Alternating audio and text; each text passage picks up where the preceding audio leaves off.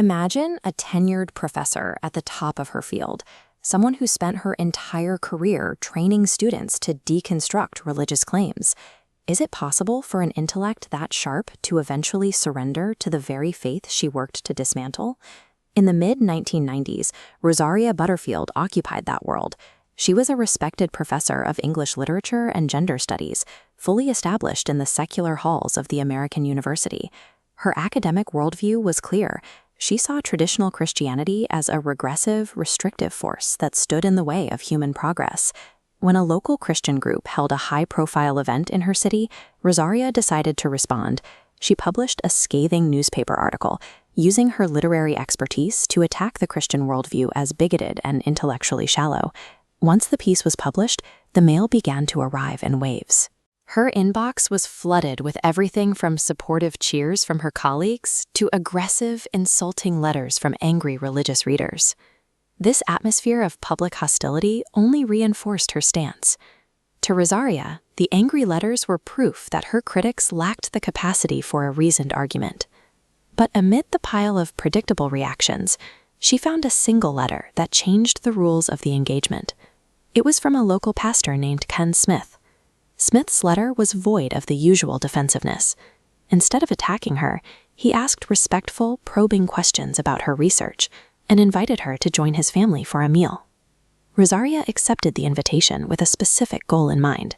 She planned to use the evening as a data-gathering exercise for her next book, an academic autopsy of Christian culture. The environment at the Smith home didn't match her expectations. Across the dining table, she found an open, non-judgmental space where she could voice her doubts without being cornered into a debate. Moving the conversation to a private home changed the nature of the interaction. Without an audience to perform for, the logic of her arguments began to give way to the reality of the friendship she was forming.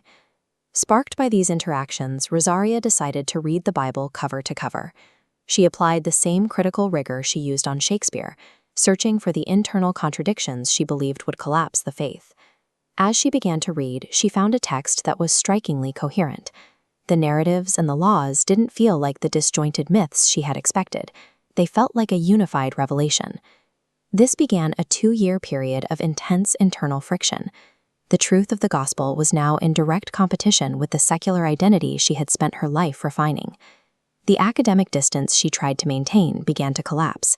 As she looked for flaws in the text, she found the text exposing the flaws in her own life.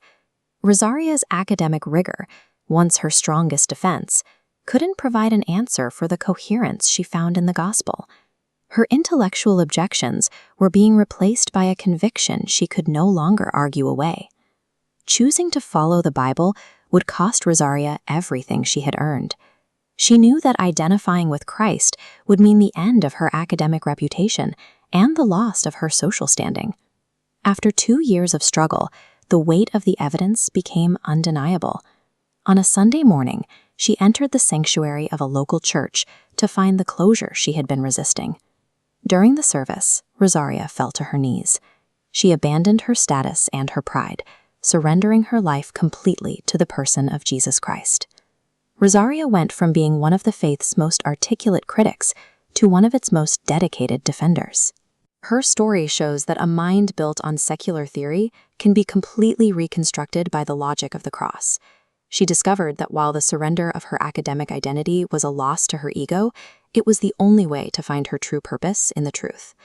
Today, our culture is defined by digital silos and aggressive ideological combat, where we are encouraged to shout down anyone who disagrees with us. Rosaria's story reminds us that human hearts aren't changed by winning an argument on the internet. They are reached through the patience of an open table, the kindness of a neighbor, and the steady power of the Word of God. If this testimony has impacted you, please subscribe to Rescued from Darkness. Share your prayer requests in the comments, and share this video with someone who feels like they are too far from the truth. Join us for our next episode, where we will share the testimony of a man who was pulled from the world of Santeria and occultism into the freedom of Christ. We'll see you then.